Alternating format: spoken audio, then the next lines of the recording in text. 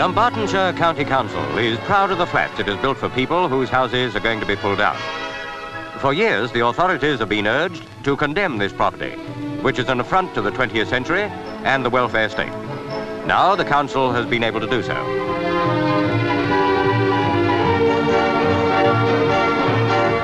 So the old houses are only a bad memory for the lucky tenants of the new flats, which are equipped with all that the housewives could wish. They've certainly earned their change for the better. As an electrician might say, what's home without volts? And the rents?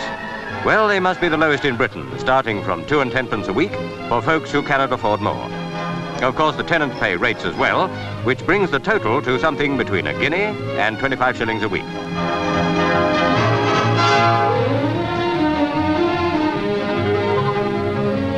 It's very nice here. Don't you go flying off to that Monte Carlo now. A thermostat regulates the central heating. Critics say the flats are too cheap, but tenants say we regard housing as a public service.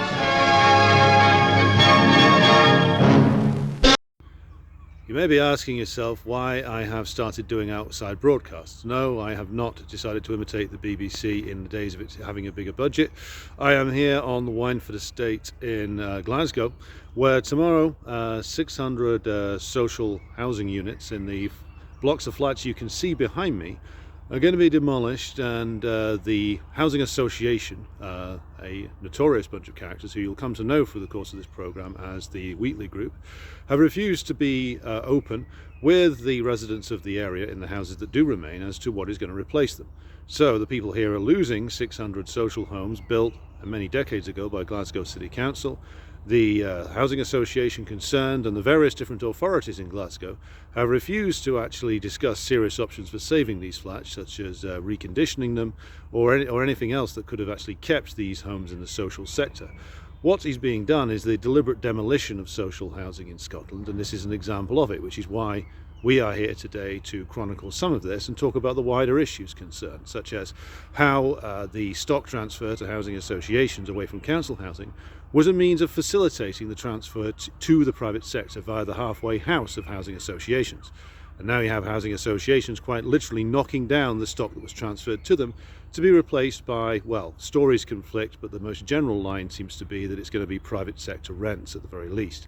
So it's literally the demolishing of the public sector in housing and its replacement with private rentals, the fueling of further property booms, and the generally nasty, corrupt process of the destruction of social housing in all areas of Britain continues. So, in this half-an-hour documentary, you're going to be seeing a number of images of these flats before they come down tomorrow. We're going to be talking a great deal about what this means in terms of what is the purpose of housing associations and why the political demands that need to be raised now are for a return to mass council house building and a move away from this halfway house of towards privatisation.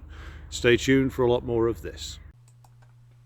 As you can see here from the examples of public housing or council housing that was built in Glasgow in the 50s, 60s and into the early 70s, the idea behind a lot of these places was that these would be so-called communities in the sky. And many of them were. Many of these had very strong working class communities in them for a very long time. And they were, as we'll get to later on in this particular documentary, only later condemned as eyesores, condemned as crime-riven, poverty-stricken places. But the idea behind them was inherently a progressive and a pro-working class one, which was that you would build communities with everything that the residents would need within striking distance of their homes. This is something which, of course, is hailed now by Green Party politicians and other such renegades as being something which is all about the 15-minute city, and is something which is decried by right-wingers as being a dreadful imposition against their freedom. The problem, of course, with the 15-minute city is it is being implemented in a period of acute capitalist decay by anti-working class politicians and institutions. But the idea of a close-knit community with all of its services within walking distance of your doorstep, that is something that was already achieved in many of these housing schemes run by the councils across Scotland that you're seeing on your screen right now, and is something which was, of course, destroyed by the pressures of the property speculators and the national government of Thatcher and the government later of Major and Blair and Brown, who carried on a remorseless destruction of council housing. And so the communities in the sky that were built in the 50s and the 60s and the 70s were either torn down or privatized or semi-privatized, only leading to a ever-growing inflation of the incredibly dangerous and anti-working class phenomenon known as the house price bubble, of which more later. As you can see here from these photos, even in the stage where the flats are facing demolition, the 600 homes that were demolished at the Weinford estate weren't just pokey flats that were, these days, palmed off by private developers on younger workers or even some older workers. These were substantial buildings which were architecturally distinct, which could have been, as the campaign of the local residents pointed out over and over again to every politician in Scotland who would listen, these were, as I say, architecturally distinct. These were sizable flats which could actually house a family. And this is unfortunately typical of what has gone on over the entirety of Britain over the last 40 years, which is the removal of the ability of working class families to have a decent space to live that doesn't absolutely bankrupt them. This is standard practice of now every government going back to the late 1970s. See what has been under attack here and what the Wheatley Group, who are supposedly responsible for maintaining social housing but spend so much time attacking it and demolishing it, are doing here is to demolish the very idea that you can actually live affordably. What is being pushed by every source of governmental authority from Westminster on downwards is the idea that the housing has to be a profitable and marketable commodity. And of course, when something gets commodified, the market seeks to make it as expensive as possible and produce it, of course, as cheaply as possible. So you go from a model where you have affordable housing built that are often in durable buildings that is there to last, to being something which is thrown up quickly, sold expensively, and then decays and corrodes very quickly indeed, which is the model that is being used for most private inner city developments these days.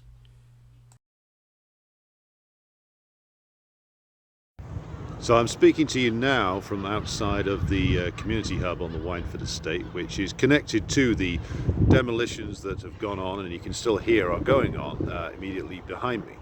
Now this was once a school that local residents managed to save from being shut down completely in 2009, and it was transformed into a community hub with a gym, a theatre, an IT suite and various other facilities inside of it. Now, as part of the demolition process, the Wheatley Group are going to tear this down and promised only in substitute for the community facilities in this hub a community room in a development to be built at some point in the future, unspecified so far. So at each stage you can see that the job of this housing association is to make community life less livable, to make communities less viable, to deprive them and drain them of services in order to boost their real aim, which is of course the destruction of social housing, the destruction of communities, and the boosting of the private sector. And this is just one more example of this. The residents here say they're going to continue to fight for a replacement community hub, and we can only hope that they succeed in that endeavour. Now behind me is a series of developments that are more new, and if I swing around you can see a whole lot of land which is empty. Now that land used to contain social housing that the Wheatley Group demolished over 10 years ago. Local residents campaigned to actually make sure that this was turned into a development of new social housing rather than private developments, and therefore the new social houses have never emerged and the land has been left empty. And again, the question is raised, well, if they're committed to that, why don't they build it? And the truth is that, of course, they don't want to build social housing. They'd rather leave land quite literally empty than build social housing on it. Everything must be devoted to the building for profit at all costs under this system. And this is, of course, what Keir Starmer is talking about when he talks about boosting house development. He's not talking about council housing. He's not talking about that which is referred to as social housing. He's referring to private developments which can be sold at a profit. And as long as we continue with this model of selling at a profit, of turning housing into a profit centre, what we'll end up with is a massive load of debt for most people who buy, and an ever-inflating house price, which will never end, except in a series of property booms and crashes. This is a fundamentally unsustainable model, and this bubble needs to be burst. Hello, everybody, and welcome along. This is a special program that we're doing as part of our look at housing in Britain today, and how the housing question is of direct relation to the overall parasitism of the British economy. Now, as is indicated in that introduction you've just seen there, the fate of the tower blocks on the Weinford estate in Glasgow is one aspect of this story, which by looking at it, we can make broader points that are then relatable to all the different struggles over housing that are going on in Britain today. Now, we'll come to the specifics of the Weinford case in just a moment, but for those of us who are perhaps unfamiliar with the housing question in Britain and why this relates specifically to the very parasitic nature of the British so-called economy. And I will spend a bit of time setting the scene. Now, as you'll see from some of the photos that were displaying on screen throughout this episode, the housing question in Britain has moved through several different phases up to World War II, and then after it, and then after the 1970s, again, marking distinct phases. Now, prior to World War II, the question of working class housing was largely something that was neglected.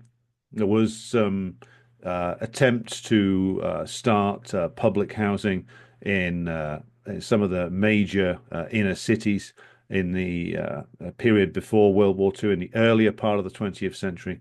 But the question of public housing, mainly council housing, became like a mass influence in terms of it being a mass phenomenon after World War II, when suddenly there was as we have mentioned frequently on this program before, suddenly there was the need for a massive upscaling in terms of the accommodation that the working class had available to it. And this was part of the wave of reforms that were instituted after World War II, again, out of the fear of revolution. That's why the ruling class did it. And if you look at how relentless the ruling class is taking back those concessions, and has been for many years, the period after World War II is very unique in that they felt genuinely afraid of the potential for a workers' revolution in Britain. And this is why they were prepared to concede as much as they did in terms of housing, in terms of employment rights, in terms of trade union strength, and a lot of other questions as well, which all became part of the welfare capitalist settlement that was in place until, well, roughly the mid-60s, when it started to be pared back again.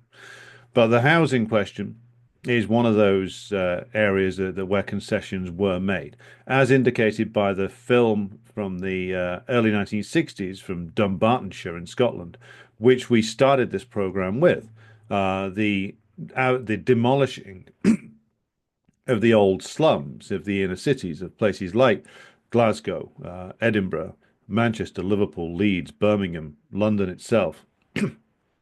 All happened after World War II up to really the early 1970s. The slum clearance programs went on, and a lot of working class people were moved out of the inner city slum areas into the outer reaches of the industrial cities, where new communities were set up. And the housing schemes in Scotland, including the one we're dealing with today, were part of that move, a move to genuinely improve the housing conditions of the working class. And this took a number of years and led to a huge number of new housing developments being built, many of which were, of course, flats like the ones that have now been demolished on the Weinford estate in Glasgow.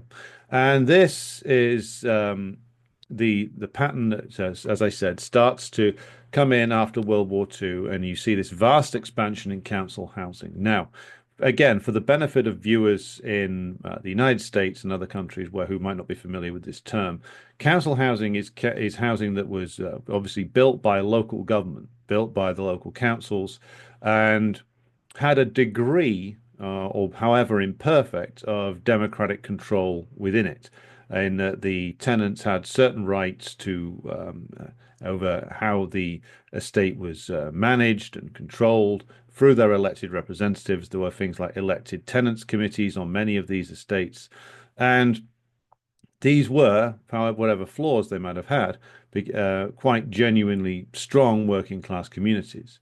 And the expansion of these council estates went on till probably the early 70s, when then you started to see the shift in the housing model take place over the entirety of the country, with it's symbolized by the coming to power of Margaret Thatcher, but in most popular literature about this period and the shifts in this period. But in reality, the shifts had already been in place for a number of years before 1979, in terms of the generalized assault on the working class that came really after 1965 and was initially waged by Harold Wilson's Labour government, with things like their attempts to restrict or place legal restrictions on the activities of trade unions, which was a notorious incident stemming from a government paper called In Place of Strife, which triggered a massive rank and file response from the trade union movement. That paper was withdrawn under threat of further massive strike action by workers. And housing became part of this attempt to pare back the restrictions that had been placed on private capital to a degree after the end of World War II. So the transformation of housing go back to that public information film we started the broadcast with, from being something that was seen as a public good for the working class to something which was going to be ultimately turned into a profitable commodity. This begins with the growth in private ownership of housing, not just by the middle class, but by the upper end of the working class in the 60s and into the 70s. And it also comes with the capitalist crisis that returned with a vengeance after 1965. So suddenly, British imperialism, which had been able to reinvigorate itself to a degree after World War II, with the post-war Reconstruction boom and the increased exploitation of the colonial possessions that Britain still had available to it, this boom period ran out of steam after 1965.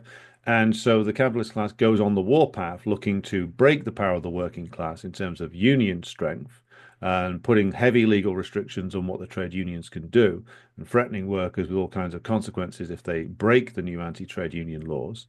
Go and see our interview with David Douglas. That's on the YouTube and the Rumble pages if you want to find out more about that. But housing becomes a battleground as well, because suddenly you have all of this housing stock, which is publicly owned, which in theory is democratically controlled, again, to a degree, by the residents, which the capitalists now eye greedily as a potential source of profit.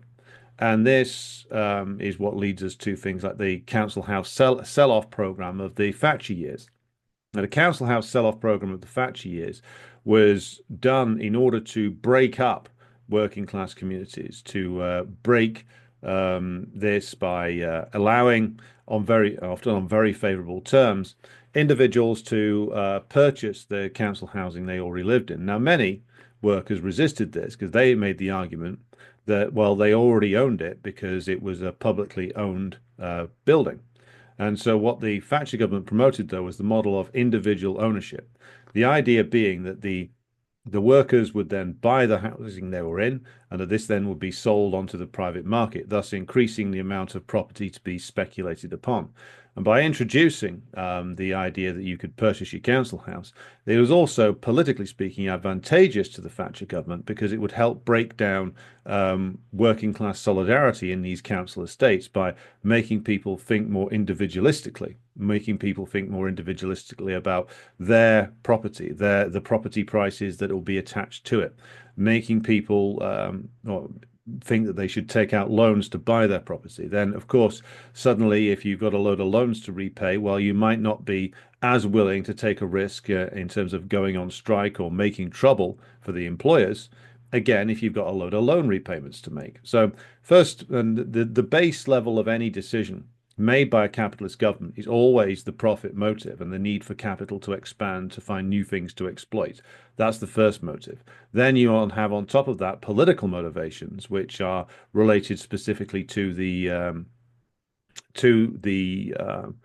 way in which you can change and erode the consciousness of the working class by introducing this the mentality of the what you would call in British terms the spiv, the speculator, etc., making them all believe that they are the small property owners and that they're sitting on like a potential fortune in terms of their housing, and being encouraged to buy it, to take out further loans against it. This is what was encouraged in the 80s and the 90s, and it ultimately fuels the property bubble, because at the same time as they are allowing people to purchase their council houses, they're also heavily cutting back on the budgets of the local councils, and local councils are stopping building council homes. So as the council housing or public housing stock goes down over the years, due to the council houses being sold off, you then start to see councils not replacing the stock that is sold off. So public housing starts to go down in terms of the percentage of the population living in them. It becomes from being council estates, from being something that where all levels of the working class would live at one stage. It started to become something which was which was portrayed as, certainly, or promoted as something which is only for the poorest of the poor. So if you had like any disposable income whatsoever, and that's an increasingly, a vanishingly small amount of people these days, and you were working class, you were encouraged to either buy your council house or take out a mortgage and move into a private estate. And so council housing came from being that was something that was being portrayed as a generalized social good where all aspects of the working class used to live alongside each other. Again, it was now being promoted as something which was only really for the absolute poorest end of the working class or the lumpens. And that's the image of council housing that I grew up with, because I grew up on a private estate, privately owned estate. And so council housing, even though like my family wasn't particularly rich and both my parents grew up in like council estates, the culture at the time in the late 80s and early 90s when I grew up was that council housing was for the poorest, people who you hated and you feared. It was always portrayed as crime-riven, dirty, disgusting, not the kind of place you'd want to live. Why would anybody want to live there when they could buy a wonderful private house, on very acceptable terms from the mortgage provider? And so what you recognize as you learn more about the housing question, though, is that this was, of course, a trick. It was a trick played by the capitalists on everybody else, and too many people fell for it. Now, it is true, of course, as we get into the later 70s and 1980s, where mass unemployment returns in a serious way, when deindustrialization means that previously decently paid jobs in various different industries, such as coal and steel and shipbuilding, all start to disappear. You start to see serious social problems grow on the council estates, because suddenly they are places where there is mass unemployment, where you have long-term unemployed stuck there. You have the deliberate promotion of drug culture. You have the promotion of heroin culture by ruling class culture, quite frankly. And you see the consequent social problems arise. But that is always portrayed as being, oh well, it's the nature of these places. That's how it's portrayed as being, and it's portrayed as like the public housing, or is always for the poorest, most irresponsible people. And it's always crime riven, and oh my God, why would you want to live there? This is deliberate propaganda to push people towards the private ownership model.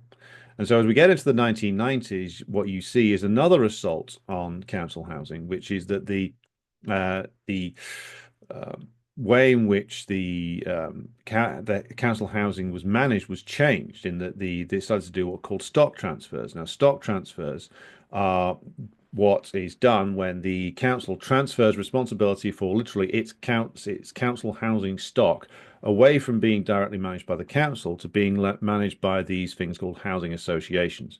Now, housing associations, when they were originally created, were portrayed as being these wonderful entities that would debureaucratize the council housing system, and it would lead towards a system of direct tenant management. This is how the stock transfers in England, Wales, and Scotland was sold in the 1990s and into the early 2000s. This is principally a 90s thing. So in Manchester, the stock transfers occurred in the mid-90s. In Scotland, where the Weinford estate is, this happened in the late 90s, and it was a Labour-controlled Scottish government that pushed this through. So the Labour Party is as up to its neck in the destruction of council housing as the Tories are.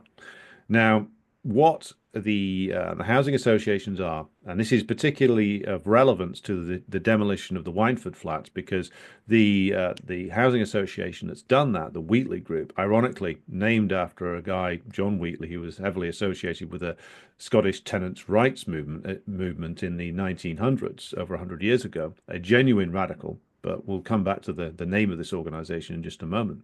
So what the housing associations were supposedly there to do was to make the management of council housing much more democratic and free, and this is all very sort of 1990s language.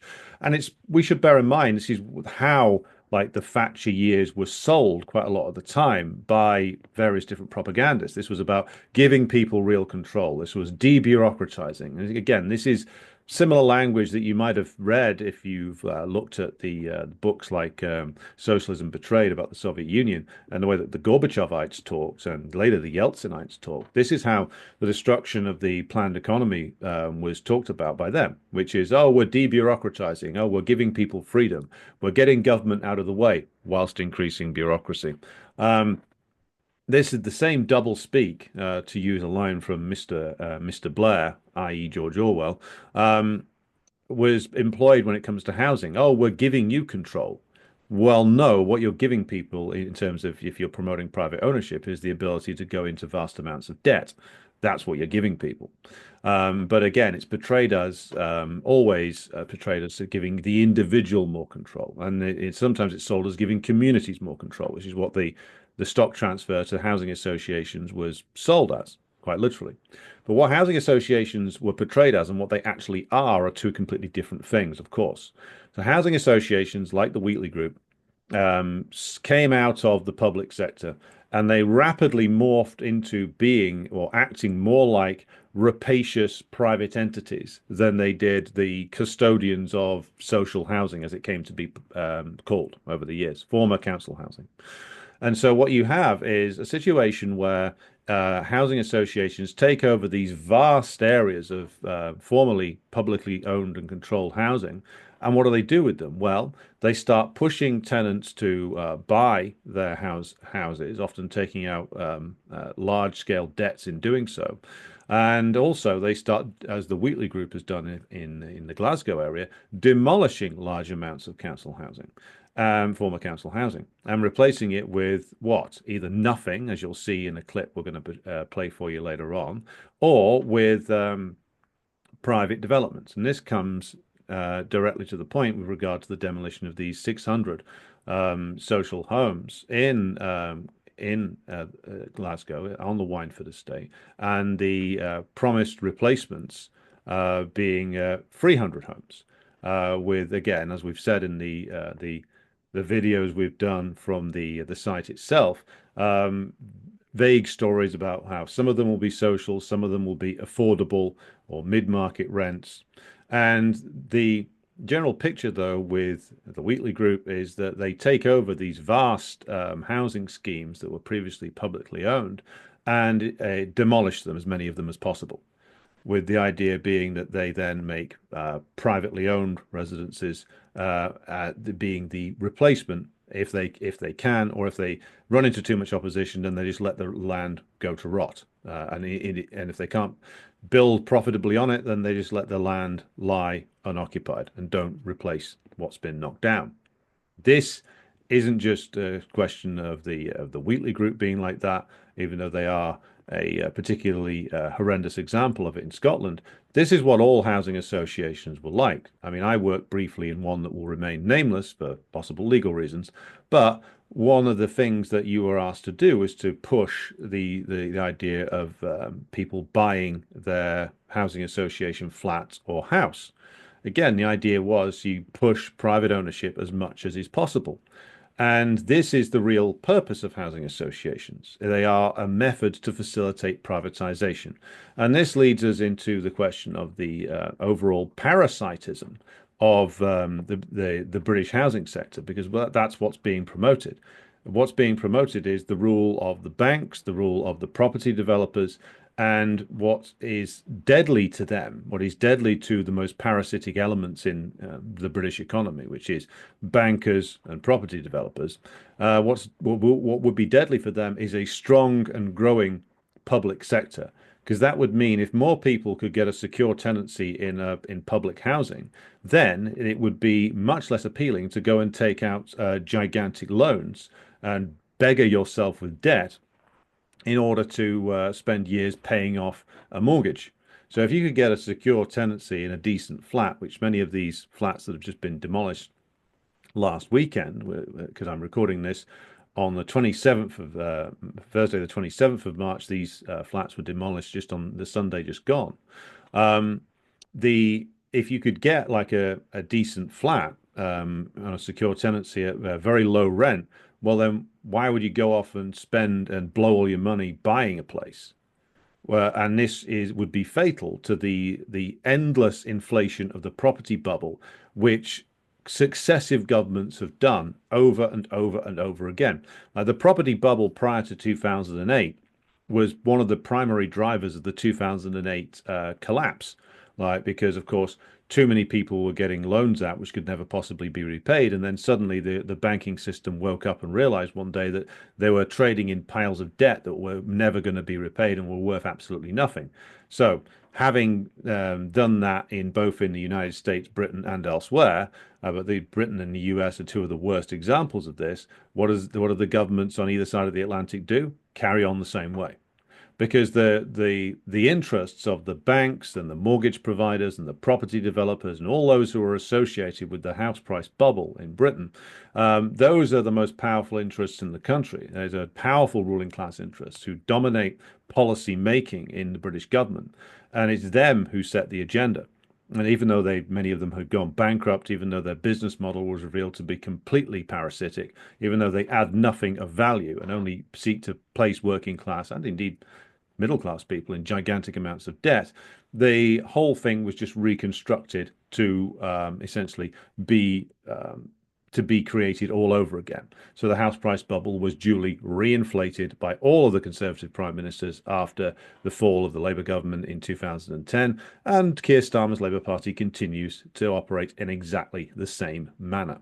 And so to come back to the example of the demolition of these flats, despite huge opposition in a campaign run by the local residents for over 4 years, where they, of course, slowed down the process of demolition. They forced the Wheatley Group to make a number of concessions, and they cost it far more money than it would have spent otherwise. And, of course, played that most crucial of roles with regard to any working class campaign, which is that it's a campaign that raised the class consciousness of those who came into contact with it and raised the awareness of like the political and class nature of the housing question. But of course, they ultimately succeeded in demolishing the flats, but at a potential price of actually waking more people up to what housing associations truly are and why these are entities which will ultimately have to be abolished. Because they are a means, as I've already said, of facilitating privatization of housing stock.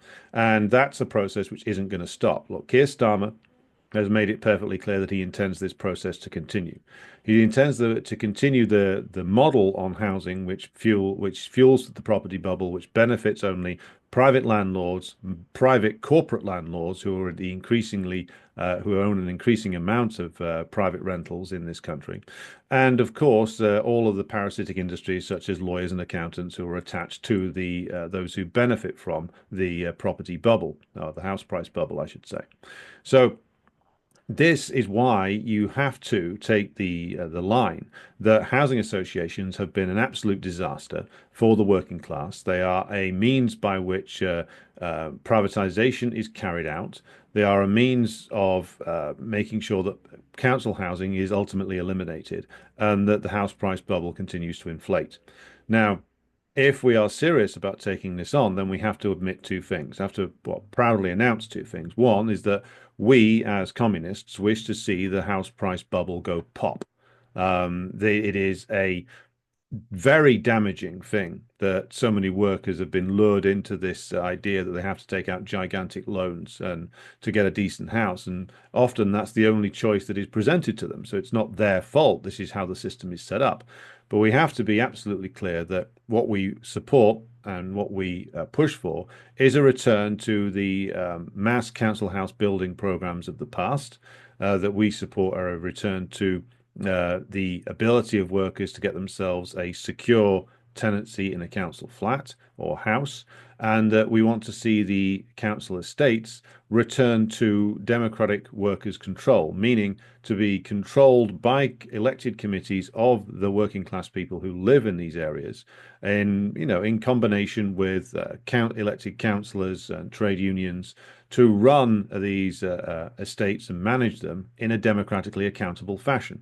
And that we want to see this program rolled out everywhere, and that we are doing this for the specific purpose of ending the endless property speculation, of bringing that to a close, of ending housing as being a profitable commodity to speculate upon. And that we are doing this also to take aim at these utterly parasitic sectors of the British economy, i.e., most of it, that have profited from this since the Thatcher government ushered in the so-called right to buy legislation.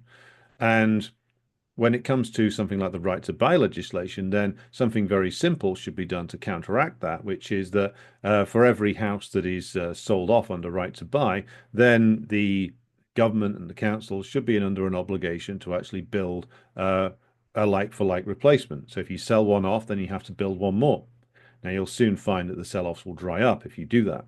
And if you build quality council housing that people will be able to actually get hold of and live in decently, then you'll find that people will stop looking for the massive loans offered by the banks, and the finance houses, and will be happy to just to live in somewhere that is affordable. Now, I have lived for most of my time as an adult in various different places, including some new build flats for which were sold as like new modern living, and were just basically tiny rooms with a fold down bed, a cramped shower, a tiny kitchen that felt like it was going to collapse every time you leant on the worktop. And this was like the new way of living in Greater Manchester at the time. Now, this was over a decade ago, and I was paying like 500 quid for like living in one room. And this is like what they want to sell to you as this new and modern thing in comparison to the terrible old-fashioned council flats, which were bigger, which had more facilities in them, and which were cheaper, and which came with a far greater sense of community and solidarity and togetherness than any of these horrendous new builds that have gone up in all of the major cities over the last 20 years or so. And of course, we come back to the propaganda point here. It's the propaganda which is directed against council housing, and I'm pretty sure it will be the same in the United States with regard to public housing, is about how it's all run down and dangerous, and you wouldn't want to live there, and it's infested with damp and criminals, etc. Now, whatever problems that council estates had, there were problems derived out of economic difficulties that arose through deindustrialization, mass unemployment, and subsequent rise in crime due to crime being generated via deprivation, alienation, isolation, and social atomization.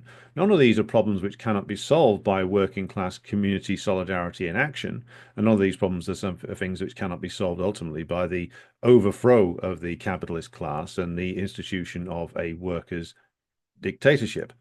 But just on when it comes to the question of housing, like these, it's not the buildings that cause the problems.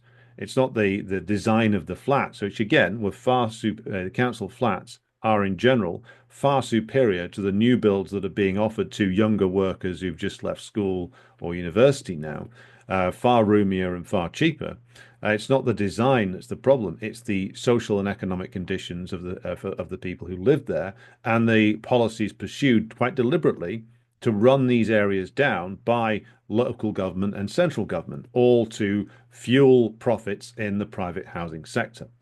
So rather than see more social homes be destroyed, rather than allow the housing associations to continue their rapacious and destructive behavior as they morph from these supposedly fluffy, cuddly, pseudo-public organizations into rapacious private landlords and destroyers of public housing, rather than just accept that the house price bubble is going to continue to inflate and inflate and inflate, we need to clearly state our demands and take them into working class communities and explain, as Lenin said, patiently explain to people who've had a whole load of propaganda stuffed into their heads that the return to council housing is the return to a secure home for all workers, which can be democratically controlled via elected committees, which are accountable to the communities that they serve, and that we need to bring to an end the endless property speculation and the house price bubble, because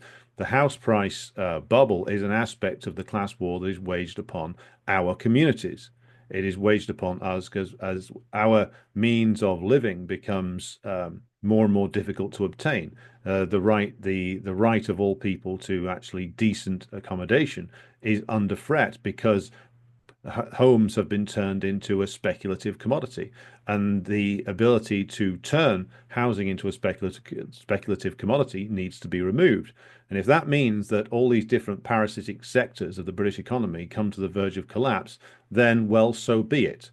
Because if they can't exist without turning the very simplest elements that are needed for a decent life, i.e. the right to a home, if they can't exist without turning that into a speculative commodity and pricing millions upon millions of workers out of the ability to actually live decently through the lack of ability of public housing as it's being destroyed to aid the continual house price bubble, then those industries are parasitic and useless and are the entities which are run by our class enemies, and they must be destroyed. And the sooner that happens, the better. So we hope that this has been an educational film that we have produced here. It's going to be the first in a series of films that we're going to do about the housing question.